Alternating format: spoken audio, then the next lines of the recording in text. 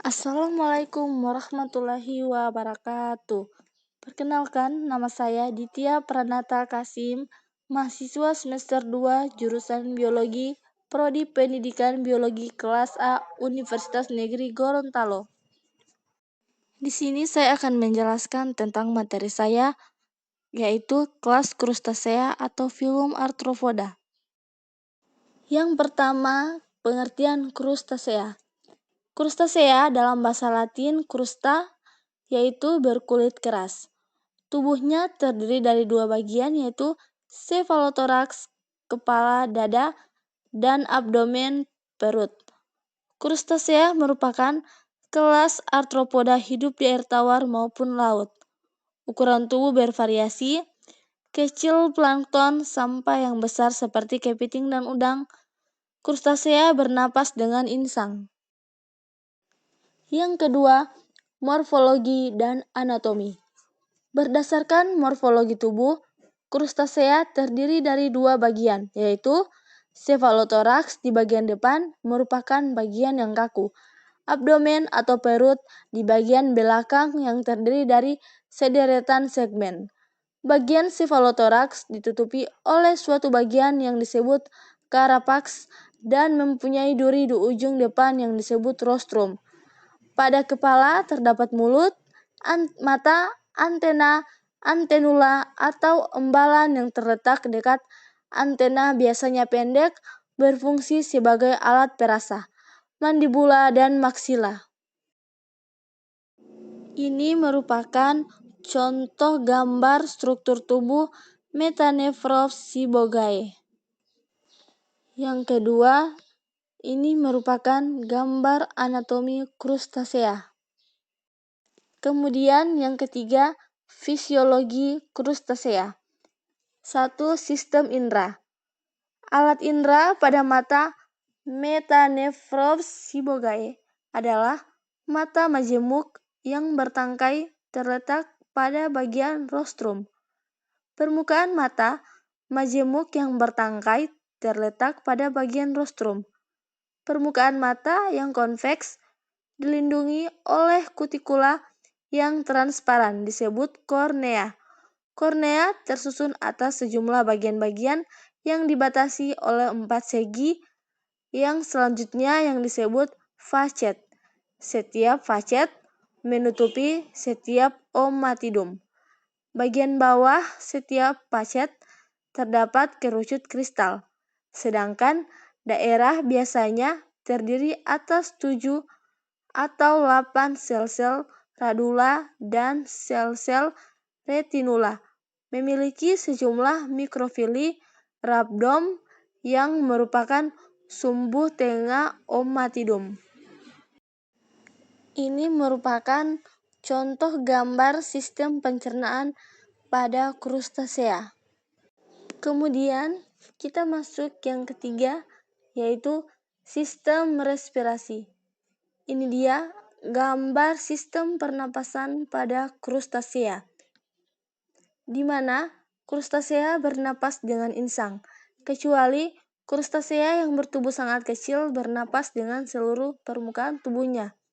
Pada pernapasan Crustacea, air masuk ke dalam ruang brankial di belakang carapax dan di antara kaki.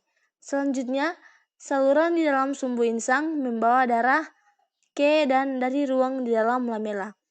Pertukaran udara pernapasan berlangsung melalui dinding tipis lamela.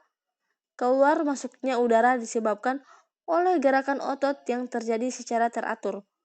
Oksigen masuk dari air ke pembuluh insang, sedangkan oksigen berdifusi dengan arah berlawanan.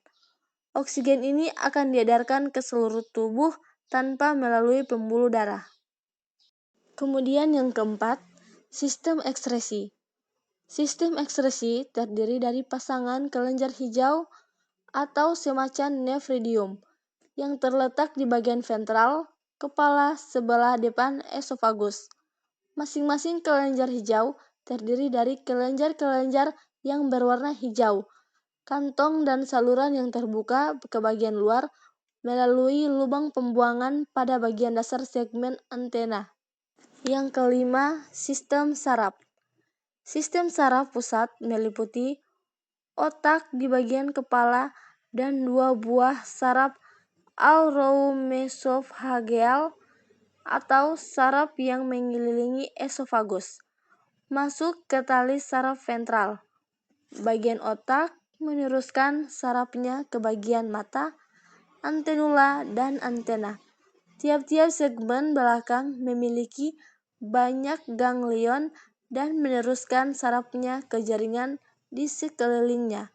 Sedangkan ganglion subesofageal atau di bawah esofagus yang besar meneruskan saraf-sarafnya pada mandibula, maksila, dan maksilepet. Yang keenam, sistem sirkulasi. Alat peredaran krustasea terdiri atas darah dan pembuluh darah. Darah terdiri atas cairan darah yang hampir tidak berwarna dan korpuskula darah atau amoebosit yang berupa sel-sel amoeboid. Fungsi darah mengangkut material makanan dari satu bagian tubuh ke bagian tubuh lainnya, mengangkut oksigen dari insang menuju jaringan-jaringan tubuh, mengangkut CO2 menuju insang, dan mengangkut urea menuju lata ekskresi. Darah krustasea tidak berwarna tetapi mengandung hemosianin atau homocianin. Peredaran darah terutama dilakukan oleh jantung, 7 buah arteri dan sejumlah ruangan berdinding tipis yang disebut sinus. Jantung berkontraksi secara teratur. Ketika berkontraksi, darah dipompa melalui arteri ke seluruh bagian tubuh. Arteri tersebut mempunyai katup atau klep untuk mencegah kembalinya darah. Selain itu, arteri mempunyai cabang-cabang yang sangat halus disebut kapiler, yang terbuka ke bagian-bagian di antara jaringan. Ini merupakan gambar dari sistem sirkulasi pada krustasea. Kemudian yang ketujuh, pergantian kulit. Hewan Metanephrops sibogae mengalami pergantian kulit yang disebut ekdisis, dan juga ia mempunyai kecakapan melakukan regenerasi.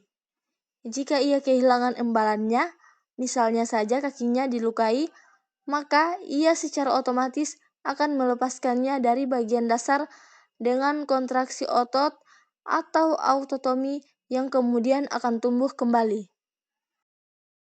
Kemudian yang ke-8, kita masuk sistem reproduksi.